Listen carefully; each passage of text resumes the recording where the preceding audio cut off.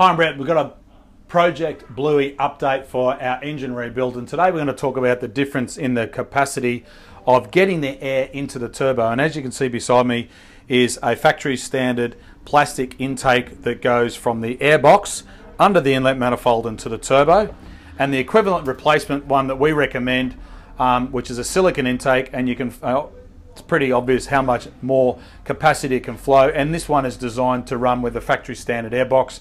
It's got all the original factory fittings to run the parts, and the one thing which is really important is you'll notice just how stiff it is, because under high load this is under vacuum, and I've seen situations where cheap and nasty ones of designs of these from places actually collapse under hard acceleration and then pop back into place when you go and look at it and try and work out what's wrong with your car. So when you're choosing a modified air intake under the inlet manifold, make sure you choose one that's a good design fit, it's the right length, and we'll show you how it fits. So the factory standard one sits like that, and the turbo sits here, air intake here, and the inlet manifold would, when it's all put together properly, would sit over the top. Now of course with the silicone one, we'll get that one out of the way.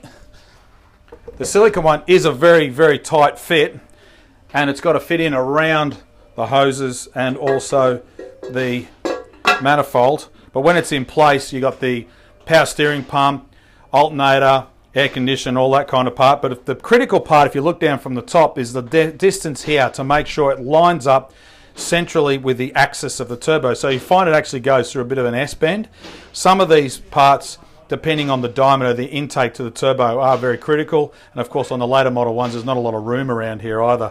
So there you have it. If you're looking for a good reliable way to make sure that you've got the right flow going into the turbo, good intercooler, good TGV deletes, this is one of the things you need to consider. These parts on their own, depending on what you're building, are not instant horsepower on their own. These are the small things that make the difference if you're doing an engine rebuild and you want to just make sure everything is good as possible. So follow us on Facebook, YouTube, Twitter and Instagram. Make sure you make a comment on the bottom of this channel and make sure you subscribe. We'd love to hear from you. My name is Brett, and I really hope this video has helped you. Bye for now.